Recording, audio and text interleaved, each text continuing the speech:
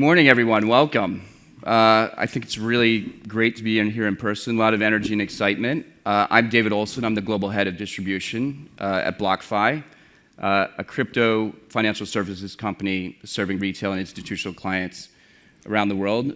We have a great topic today and a real heavyweight panel. I think some of the best firms in the institutional space who are clients, mutual clients, peers, great relationships with all of you.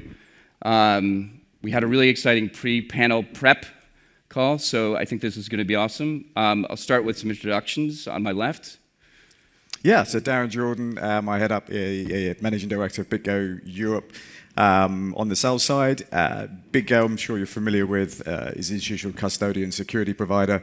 We currently custody $40 billion of assets across I think 600 different clients, 50 different jurisdictions. So great to be here, thank you. Good morning, Michael Moro, CEO of Genesis. We offer prime services to institutional clients. Involves buying, selling, spot, options, borrowing and lending of crypto assets, as well as custody. We are based in New York, but we now have offices here in London, as well as in Singapore. Hi, Max Boonen. I started B2C2 about 7 years ago now. It's one of the main market makers in crypto, and it's now part of Japanese banking group SBI, making it officially the first dealing desk, crypto dealing desk that's actually part of a bank. And I look forward to having a panel with my colleagues and peers here. Great. Jakob with GSR. We're also a market maker and a programmatic trader. We work with many of the token issuers out there, as well as the exchanges across both, the old coins and the top tokens. So. Okay, thank you all. So we'll go to our first question, which sparked a lot of debate amongst us when we were getting ready. What does institutionalization mean? Does it exist, and does it matter? I'm going to start with Max, because I think you had some interesting views on this one.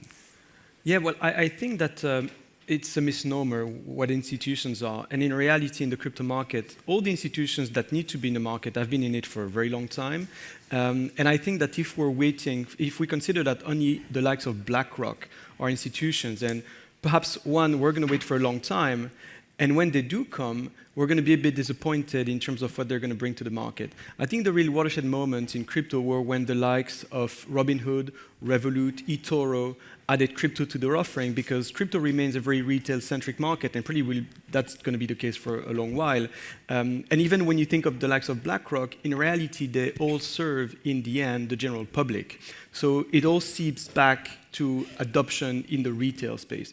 So I think what's been probably the most interesting moment for crypto adoption were pretty around 2015 now, when IG Market in London and eToro in Israel decided to add crypto. And those guys have really been the big drivers in terms of institutional revenue generation for the space. Because when you think about it, the example that I give is, think of BlackRock again, and I'd have nothing against BlackRock, I just use them as the institution that our grandmothers know about. It's that, what could they potentially do? What sort of mandate could they gather around a crypto fund? It probably would be super vanilla, like a long-only Bitcoin fund. And when you think about it, I think Mike has the biggest Bitcoin fund in the world. It's around 30 billion now, depending on the price levels. Well, maybe BlackRock could gather something like, let's call it 20 billion under management in a reasonable timescale. Well, if it's a long-only fund with few redemptions, that means they're just going to buy $20 billion worth of crypto. And frankly, that's just nothing. A firm like B2C2, we trade several $1 billion a day on the OTC front, on the regular.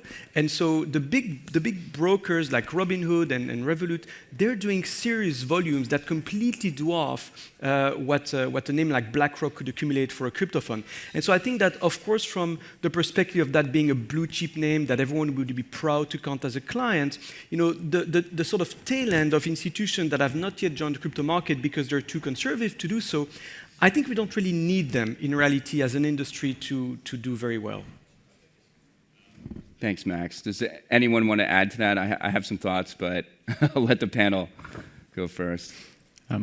No, I echo that. I think there's a lot of talk about the institutionalization from pension funds and the likes coming into the space.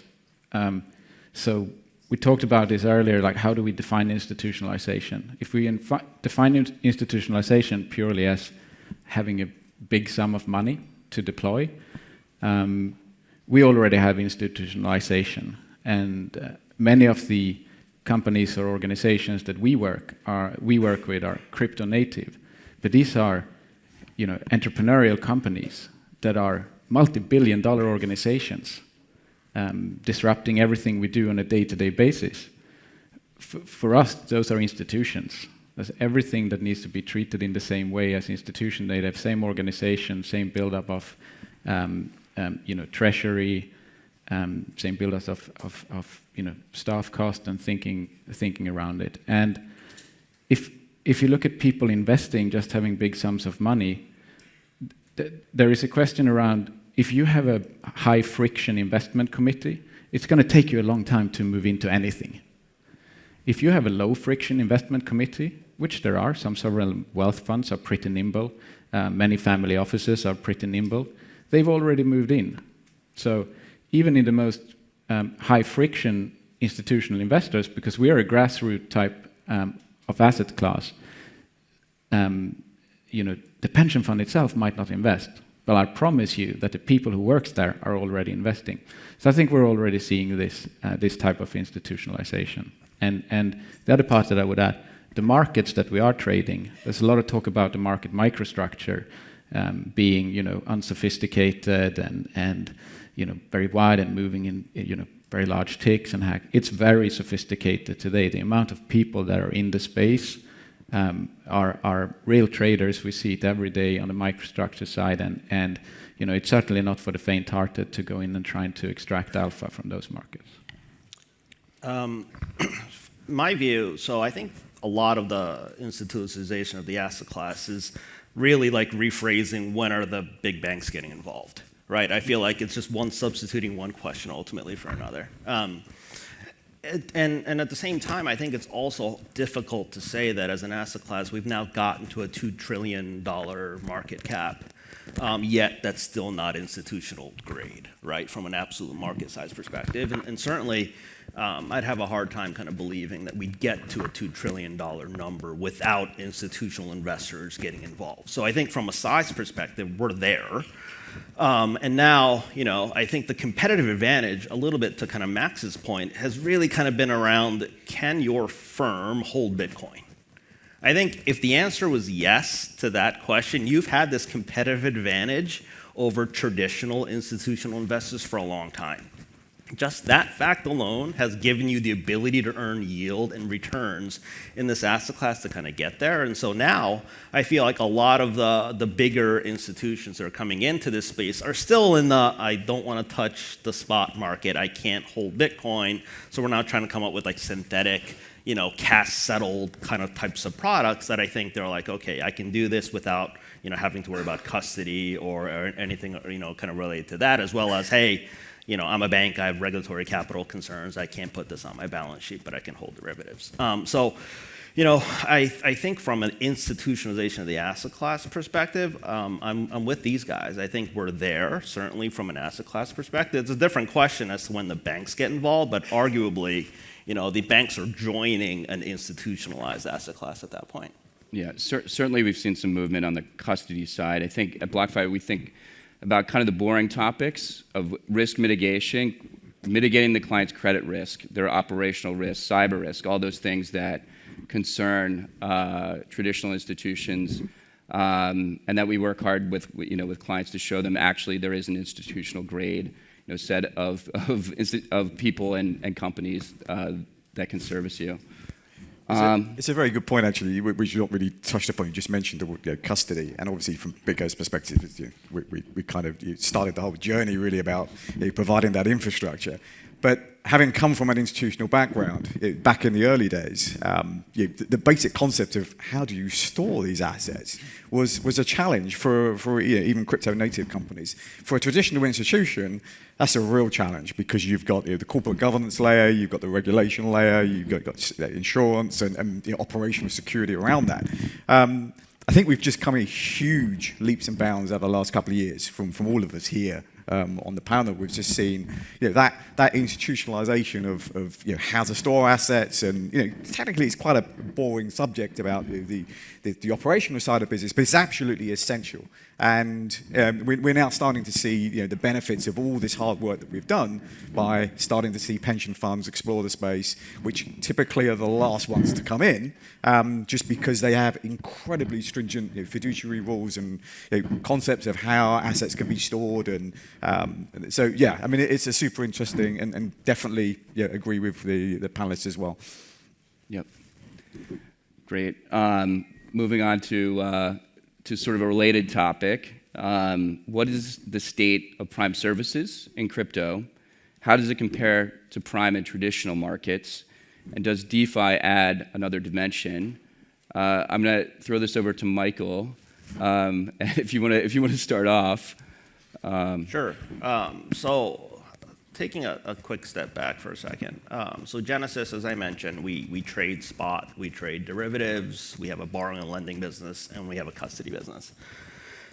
In traditional sort of prime brokerage, kind of an equity PB, for instance, all of those activities can be done by a broker-dealer, within one legal entity. For Genesis to do those 4 things that I described, they literally sit in 4 different legal entities. Because not one regulatory structure, certainly kind of within the United States, where Genesis is based, we don't have kind of the regulatory framework that ultimately lets you do all of these activities kind of in one, one entity. And certainly a part of the challenge is that we run our spot desk through a FINRA and SEC registered broker-dealer. That in itself poses some of the net capital charge conversation that I kind of mentioned in my opening remarks. At the same time, the way crypto is kind of treated on the balance sheet of broker-dealers certainly makes it difficult to run a lending and borrowing business, because I think just the receivables and payables would blow up kind of a net cap. So there are certainly challenges to kind of navigating legal regulatory hurdles to be able to offer like a one bundled service ultimately to our institutional clients, which is certainly, I think, the goal for a lot of folks. What also doesn't exist today, and kind of the holy grail in prime brokerage, is kind of the idea of cross-margining and the ability to take positions that exist in various sort of ultimately venues and then be able to net positions against them and provide credit in a seamless way. Because I think capital efficiency and kind of the difficulties in kind of achieving that in crypto is one of the friction points that certainly exists within our ecosystem today. So where are we? I think we certainly have a long way to go to ultimately kind of getting there. But I would also argue that we're light years closer to it than we were just a few years ago. Yeah. Well, it's very interesting what Michael says, and I should say that Genesis and B2C2 are very close competitors, so we face very similar issues. But it's really interesting that you highlight legal regulatory issues, which we also face, but isn't that a big sign of institutionalization that we're actually coming up against regulatory capital questions and things like that? Feels like being a bank nowadays sometimes.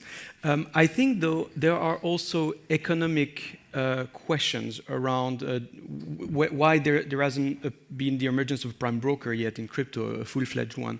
I think you've got different functions, but they're all unbundled. You've got, just like principal execution, like we both do. You've got aggregators, more on the tech side. You've got custody and financing.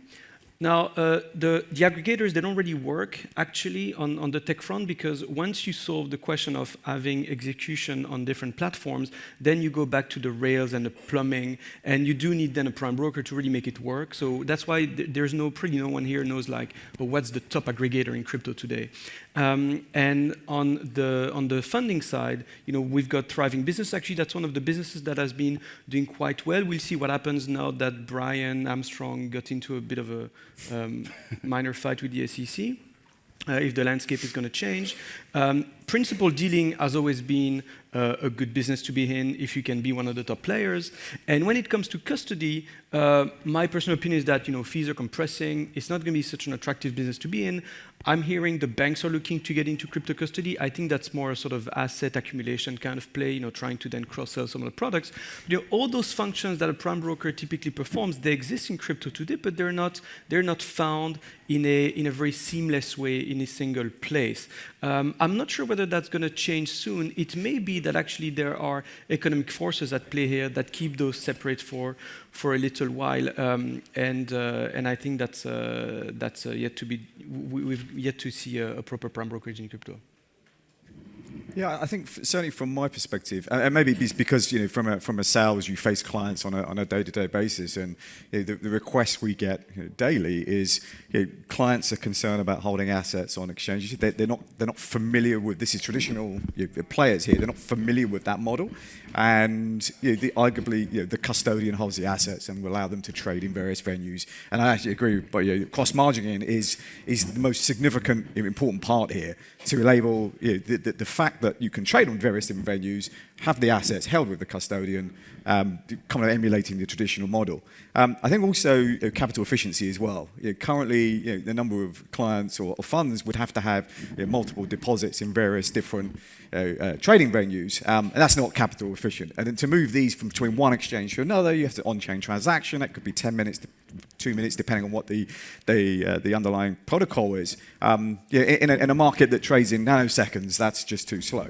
So I think we've done a lot of work. I think all of us, kind of used the word prime maybe a little bit too generous.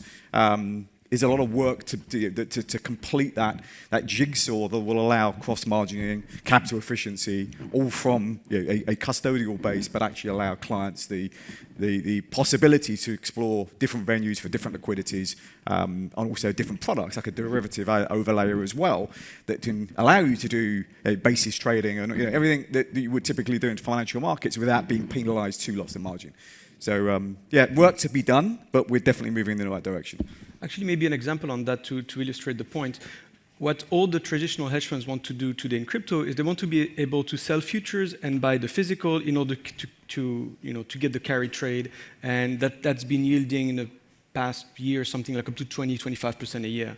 So that sounds very juicy, but the problem is, where are those derivatives trading? Well, on the CME, where the margin is super high, I think it's 43%, so it makes the trade more or less uneconomic, and on the likes of Binance, BitMEX. And the problem is those traditional institutions, they will never in a million years be seen to be trading on those venues. And so what they do is they come to myself and they say, hey, can you please be a PB for me so that I can face Binance, but you've got all the credit risk.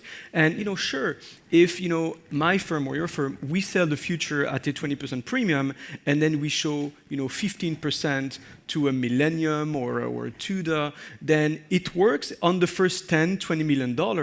But then what happens when they want to do $1-2 billion of it? Well, obviously we've got no appetite for that kind of exposure to even firms that we've been working with for years and that we trust in some respect. There's no way that we're going to leave $1 billion on Binance.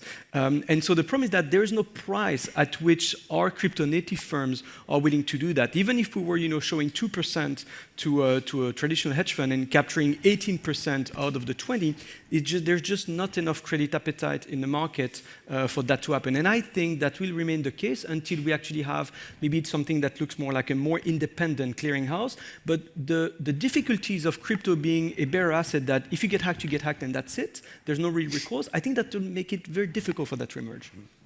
And I think all of you have touched on capital efficiency. I wouldn't be doing my job if I didn't mention BlockFi Prime, our product which competes alongside yours. And really we look to solve that problem, which is capital efficiency through the trade life cycle. So there's a big difference between trading in equities, where you have 2 days to look at your hands and study the ceiling.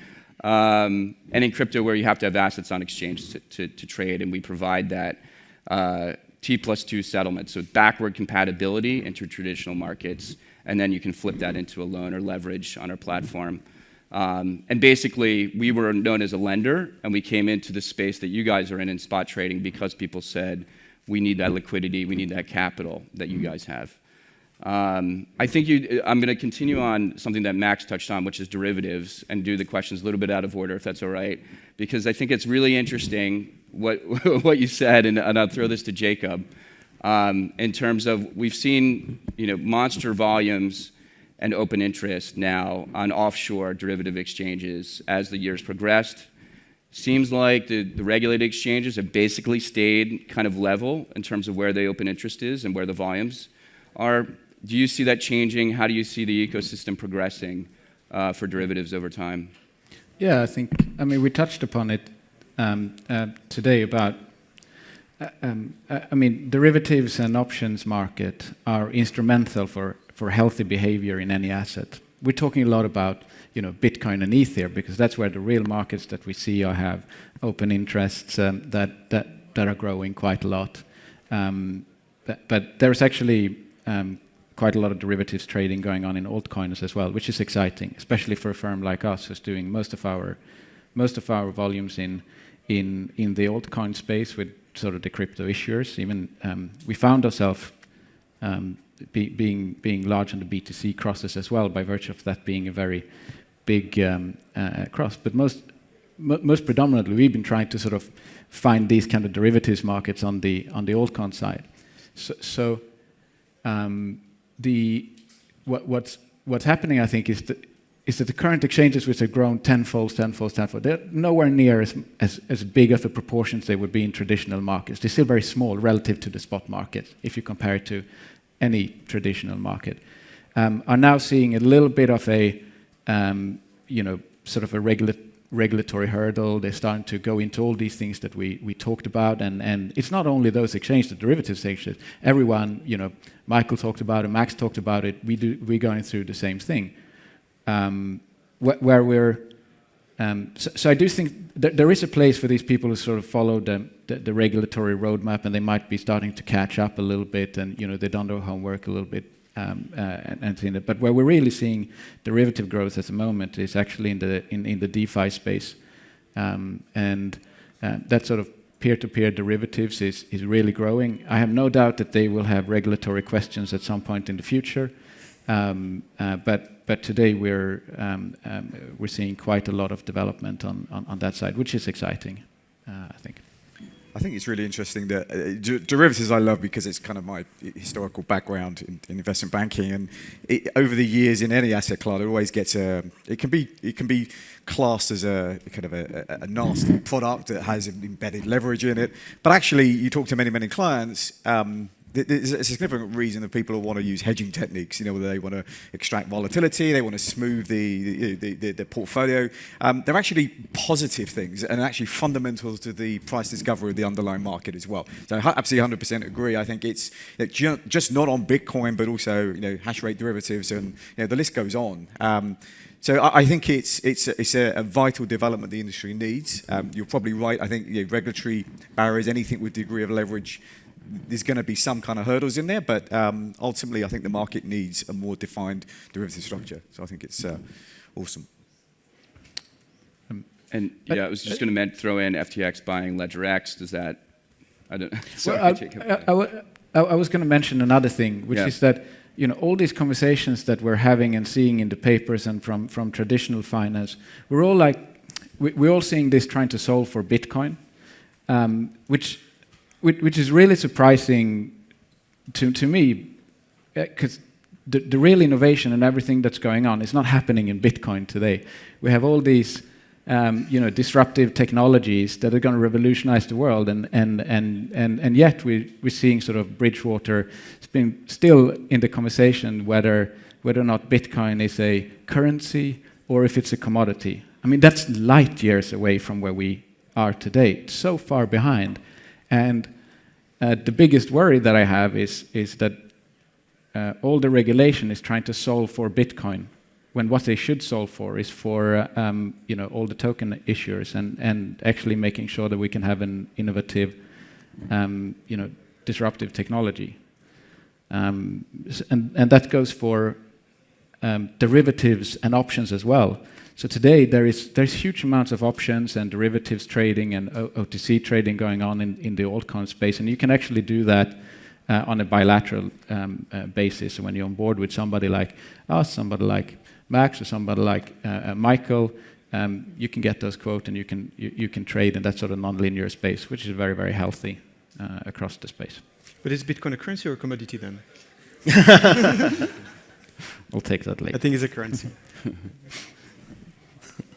Okay, great.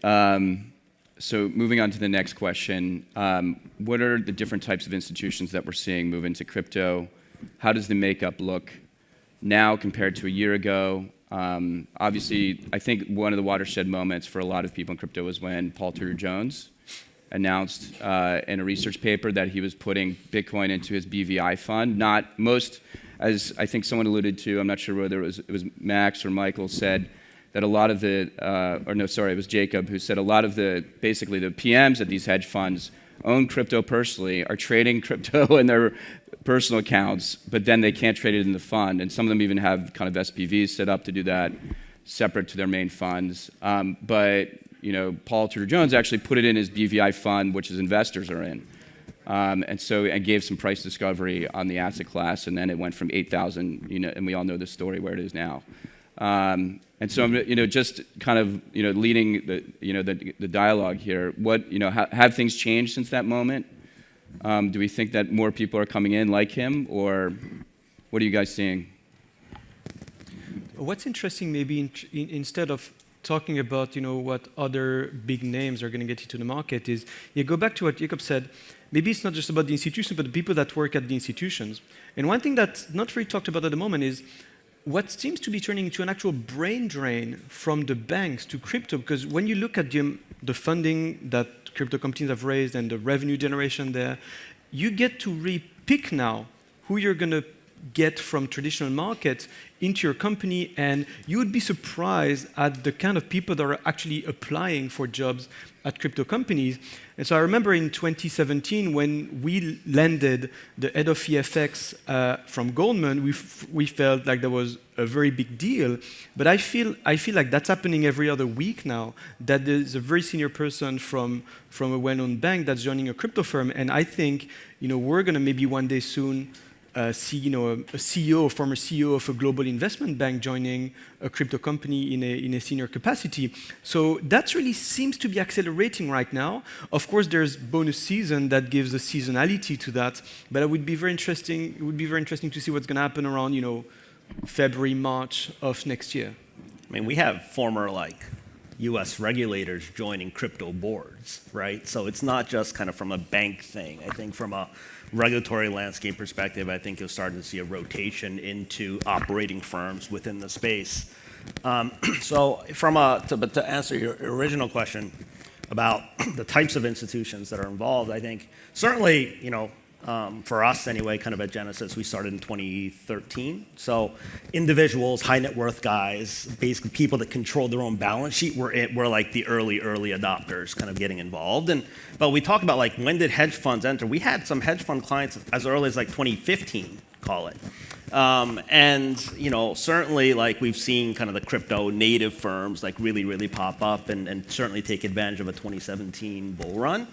But what I think is also important, I think, to kind of note is, we've seen family offices, we've seen kind of the more traditional institutional investors get involved over the last couple of years.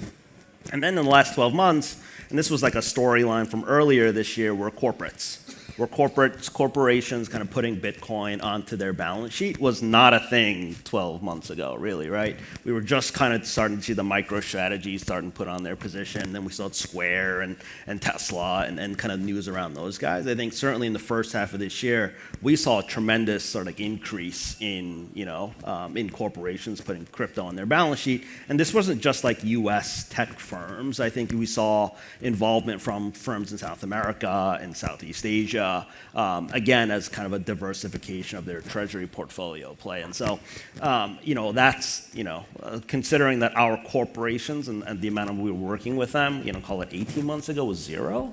Having, billions in transactions with them, I think, is a significant milestone. Yeah, I think I totally agree with Michael. Specifically, I'm glad you brought up the corporates because that didn't exist 12 months ago. And yeah, we can all talk about crypto native firms and et cetera, and the ETP providers and all the synthetic providers that need to have hold the underlying assets in custody. But the dramatic change, and I have the conversation many times a week, is with corporates, and they are looking to allocate a small percentage of their balance sheet. There's a lot of learning involved with it because ultimately they really kind of first stepping into this marketplace and need to understand how to access liquidity, how do you store it, the regulatory framework, are they allowed to do it, the corporate governance element, which comes back to everything we mentioned right at the beginning, the whole framework that allows these institutions to come into this place, which we've all been part of and built.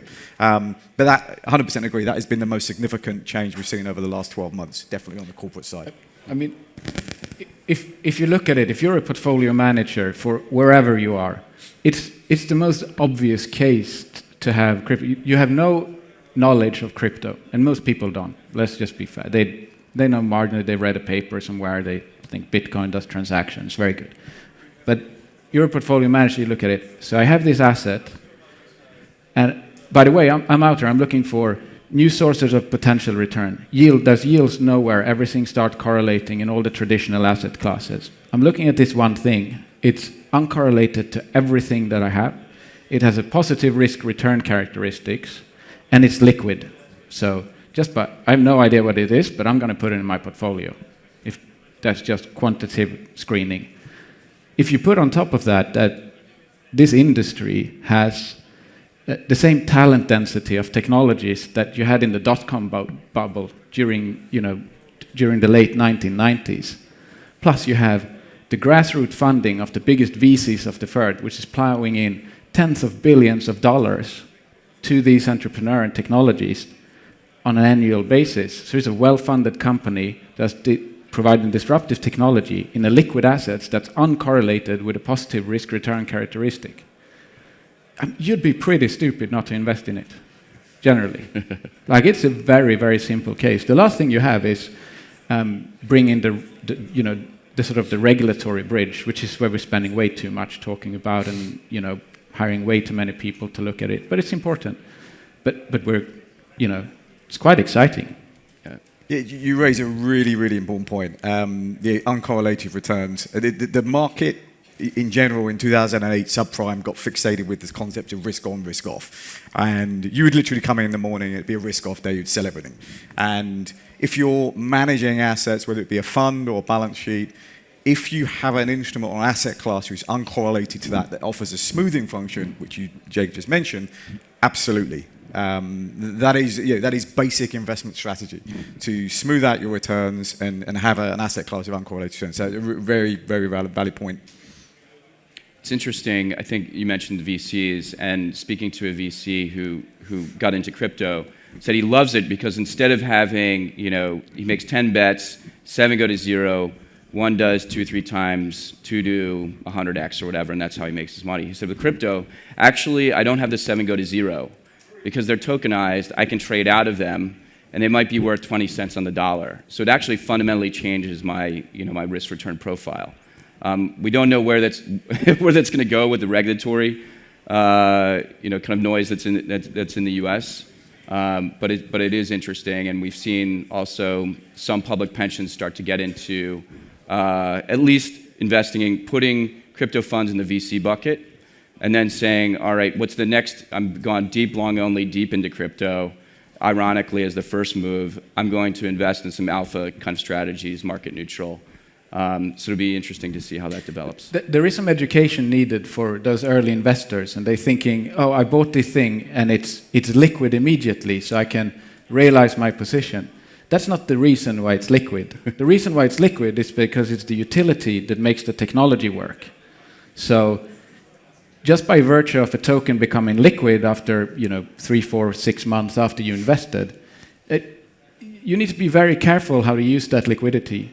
You should still view it as 3, 4, 5 years, and you need to you need to look at the market properties. You have this thing which is a token, and it's what's driving the underlying technology. It's what's driving transfer of data or money or value, whatever it is. Plus, it's a source of financing. It's like 3 in 1.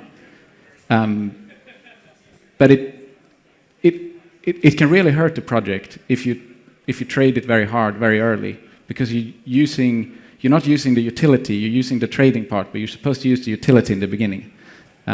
So there's a big educational path of getting very early stage crypto project to liquidity. Once you have $100 million trading per day, or tens or 50, you're in a different league. But it's a very sensitive project in the beginning, I think, for VC funds. Yep, good point. Good point.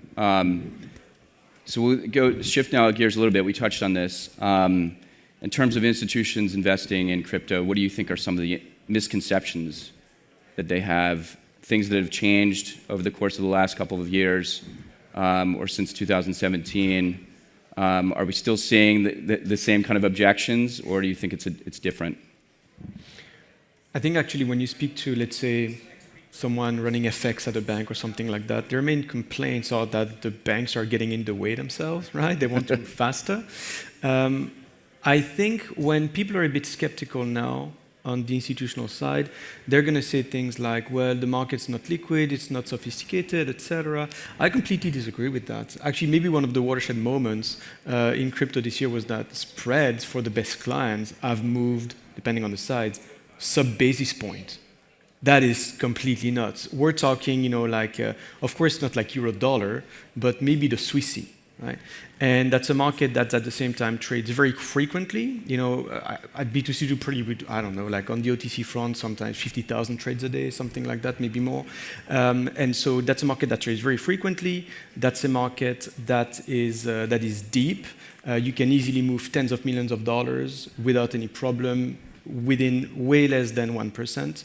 And actually, some of the technology that underpins the market is very retail focused. So you just have to accept that really Binance, Coinbase, etc., they're big websites simply because they need to be able to support at peak millions of connections concurrently. And that's not something that the NASDAQ or the CME are set up to do. I'd be surprised if more than 500 people are connected into the NASDAQ at any point in time. And so the only way to run a platform that can have millions of users at the same time is to have something like that's web-based. And so yes, it's not HFT-like in that sense. And so that means that the technology is slightly different, but you still have fixed protocols, you still have post-trade settlement. So it really looks and feels like traditional markets. Of course, there are some quirks, but the reason that there are quirks, and the fact that you have to adjust to them a little bit, it's also why there's edge in this market. And our firms have been able to grow to a certain size by being willing to be the interface between a market that's a little bit new, even though it looks more and more traditional, and the rest of the world. I think crypto is way more regulated than people think. I think there's this Wild West mentality that still exists in regards to the asset class, and we're literally sitting up here talking about regulation and net capital requirements and AML, KYC, and all of that stuff. So I do think there's certainly one misconception from the outsiders that have yet to kind of get involved as to kind of the regulated nature of the asset class. And I think one of my biggest frustrations is taking kind of like the banks out of the equation for a second, like the traditional investors who still use regulatory uncertainty as a reason to not like buy and hold Bitcoin. Right? It's perfectly established. You can buy Bitcoin, you can hold Bitcoin, you can sell Bitcoin. Tax guidance on that stuff is very clear. Like these are all things that's perfectly okay for you to do. Yet they're still uninvolved. Now, at the same time, though, with Genesis being a U.S.-based firm, like I think one of the frustrations we certainly have is regulatory, uncertainty regarding like what are securities and what isn't.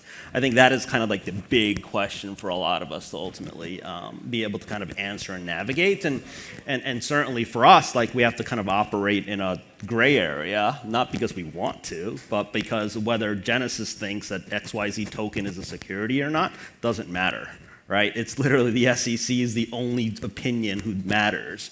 And so when Chairman Gensler comes out and says, whatever, most of the tokens that are out there trading today is a security, yet doesn't name which ones are the securities, that's kind of the regulatory, cloudiness that I think kind of exists that we all have to sit there and kind of work with our investors on.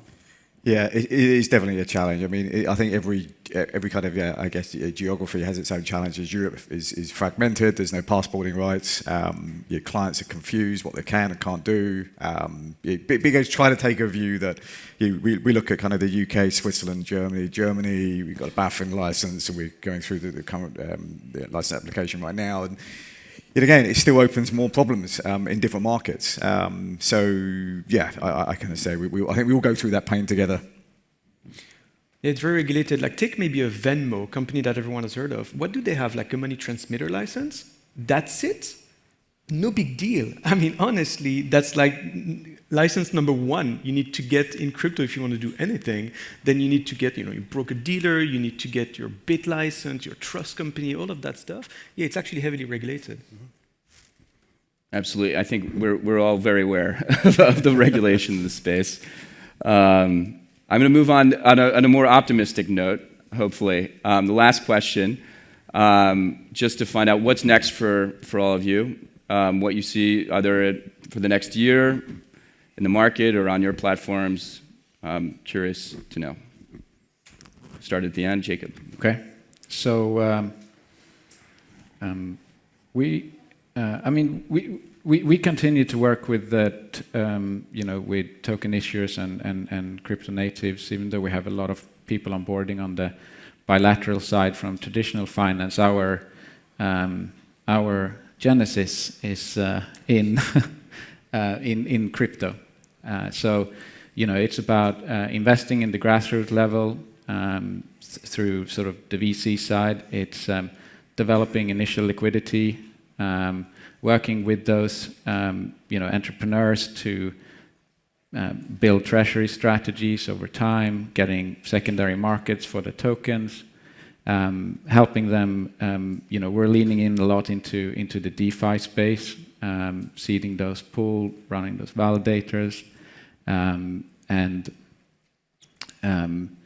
the other big part that we're moving into is sort of investment management. So we're sort of in the last end of getting our FCA regulated entity that's going to be sort of set up in a way that institutions knows it and likes and it feels and looks like they want to do. And I think we want to tell them that the real excitement isn't necessarily in Bitcoin, but all these other disruptive technologies. And the main part on that side is, if you're coming in your family office and you go to Amazon, I'm going on BlackRock again here, and you're going on to BlackRock, it's a little bit like they're still talking Bitcoin. It's a little bit like the blind leading the blind. If you're really serious about this space, you'd probably go to someone who's been actually working in the space for, 5-6 years. So I think we have a pretty good chance of getting those phone calls, or so that's what we're doing. Okay. Well, I'm interested in seeing where the chips are going to fall on the following topic. I think next year something is going to happen with the involvement of banks in the crypto market. When you look at the blueprint from traditional markets, the banks have come to realize that they're more into the business of distribution sometimes. So we're talking about prime brokerage. Well, prime brokerage, there's more and more private equity type firms that are actually taking the credit risk of the banks because it's not efficient for them from a capital perspective to take it anymore. They're repackaging that and offloading it. Even on the trading side, the emergence of non-bank liquidity providers like XTX and Citadel has really changed the game for banks as well. And I see now that with crypto, they're making maybe a play where they hope that if they can get the custody of the assets, they're going to be able to cross-sell their own products. But there's also a possibility that actually it's the reverse that happens, that the banks start trading crypto with the crypto native firms, they end up more distributing the prices rather than being the hub.